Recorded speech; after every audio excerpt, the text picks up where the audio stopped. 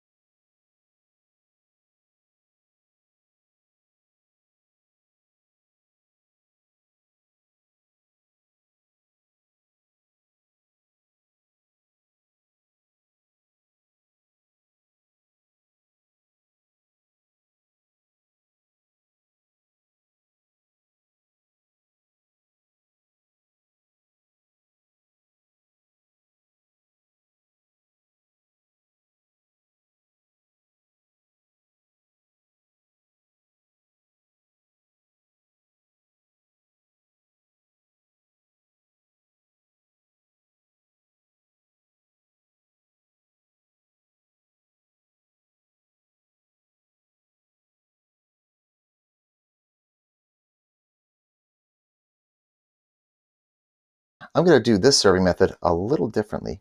I'm going to press my bow a little more. Okay. Now I've taken a little bit of pressure off the strings. I'm going to separate the string bundle a little bit.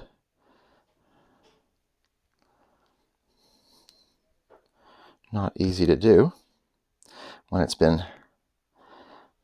so well broken in. There we go. Okay, and it's not a precise amount here. I'm just separating it so I can get tag end of this serving through. So I'm using a 14 thou halo, and the serving jig I'm using was the jig I had as a cadet and junior in archery. I think about that much is enough, and then I'll just take the tension back off so that it's captured in the bundle, and then I like to not overpress I don't have a lot of pressure on the bow, just enough so that it won't move. Okay, yep, bow's not going anywhere. Now what I'm going to do is pull this up. I'm going to do one, so I pulled through just about on my start line there. I'm going to do one turn behind it, so down below where the insertion is of the string, and then I'm going to lay the string across, and I'm going to just, ideally I should put this on my string stretcher, but my workbench outside, which is big enough to hold my string stretcher and has enough room for me to work, is not ideal. So what I would do though is I'd go out there and I'd use my digital scale. I would put my string in my stretcher and I would tighten it down to about 100-pound tension, so that when serving, I would be serving under greater tension than just it experiences in the bow. So I'm going to just feed out a little bit here and just do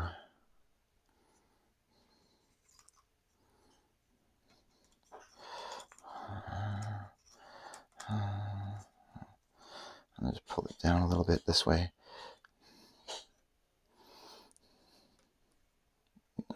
Snug it down. Now I've got enough tension on here that the serving becomes a little bit shiny when it comes out. Okay, now I'm going to put the tag end down here because I've locked it down with about a centimeter.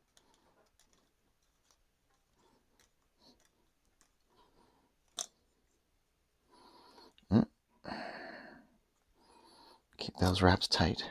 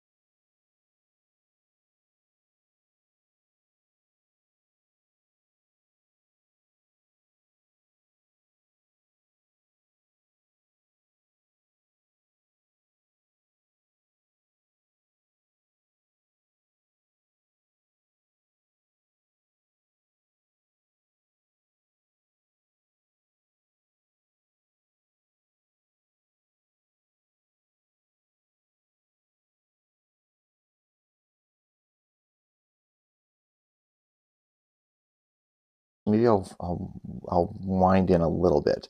I don't want to have too big a loop. Some people don't mind, but I was shown a really good trick by a guy who keeps the loop just small enough that his serving jig passes through. So I'm going to try keeping this smaller. I'm going to do it I went over the top of the string, and now I'm winding it downward towards my string. So this is called a back serve. 2, 3, 4, 5, 6, 7, 8, 9, 10. And then I feed it out, lay it across and down. And I'll just find a little place for it to rest here. I'll wrap it around my string stop. Now it won't go anywhere. Okay, now what I do is I continue to wrap in that clockwise direction. Okay. And then, because I kept that loop small,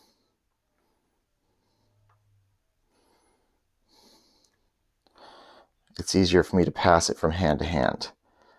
Keep that tension on. Keep that tension constant. Okay.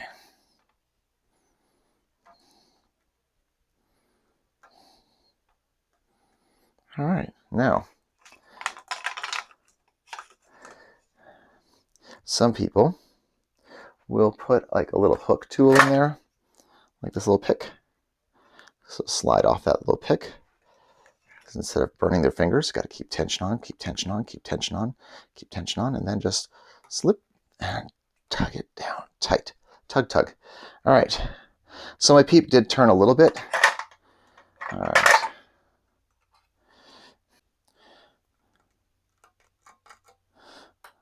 I will adjust it.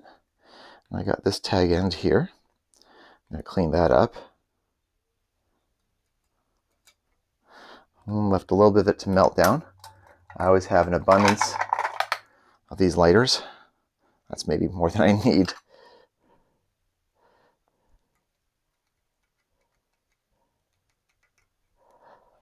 Okay, so my peep just came right back. So I'll check it on the drawboard later.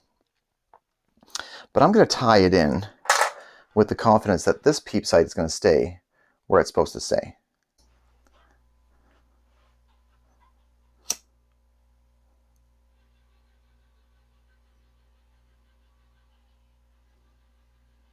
I try to just melt it with the heat, but if it catches fire, I don't sweat it too much. Some people say it gets brittle, but I have to change my D-loops a fair amount because I kind of wear them out, and I'd rather not punch myself in the face with a piece of frayed D-loop. Okay, well, that's good. Time to tie it on. Okay, I start with the loop material in front of the bowstring on the bottom knot. Maybe I should do a top knot first this time, because that'll preserve that little gap I like. So what's my nock fit like here? Put this down, get my silver Sharpie, hold it up against here, mark an approximate height of a little bit right there. Okay, I'll come in just under that by 1 serving thread thickness. Get myself another 30 centimeter hunk of some braided fast light serving. You can use, there's actually specific nock serving. I don't own any of that. I just use what I got. Seems to work fine. End serving, however, on bows are different than center servings, especially on compound bows. Usually 15, 16 thousandths of an inch. Okay, I'll tie that right there. And if it's too close or too far, I can just spin it around the string, wind it around the string, and adjust it.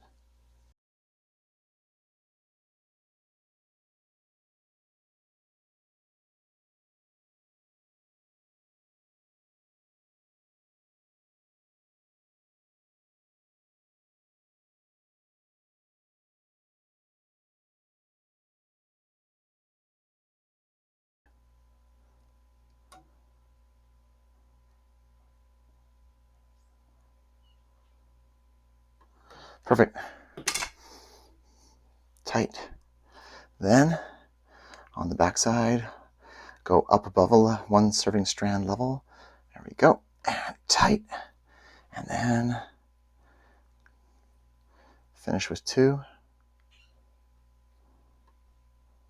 Tight. That is not going to go anywhere.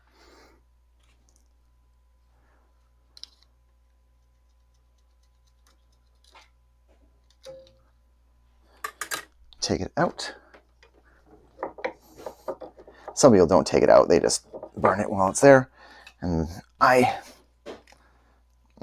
rather just have the little tag ends up and then bring the heat down. I just feel it's safer. There we go.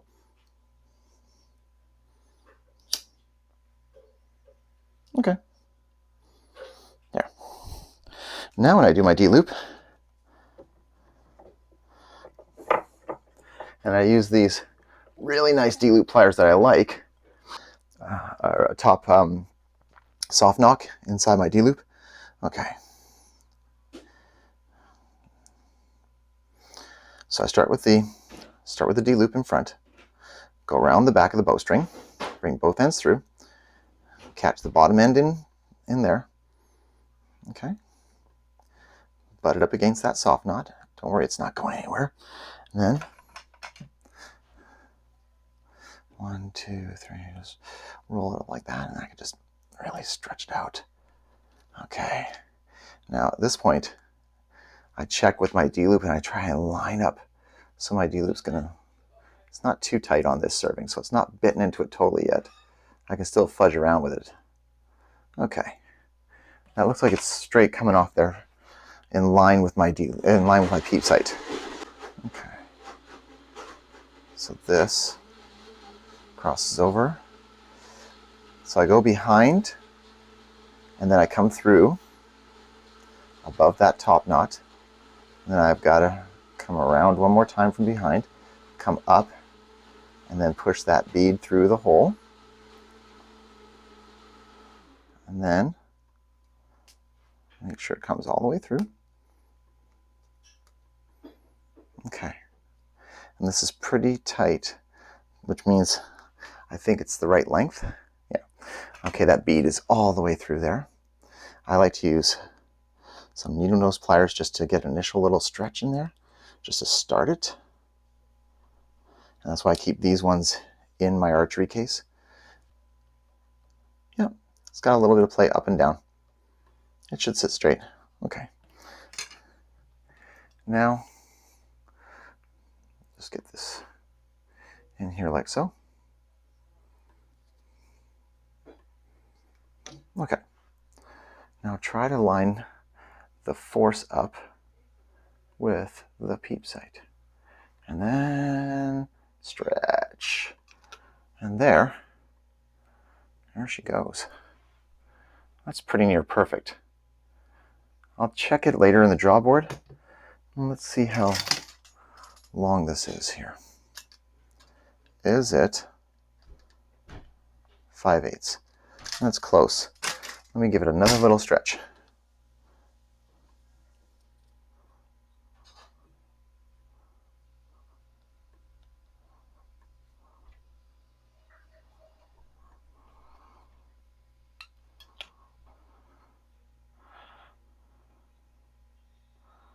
I'm gonna be the length looks good to me.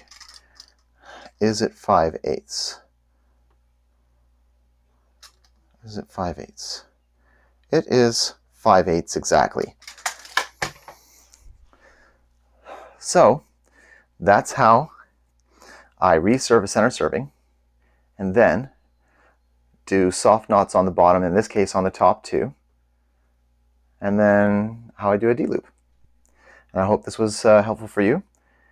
The more that you can do for yourself, the more practicing and competing you get to do.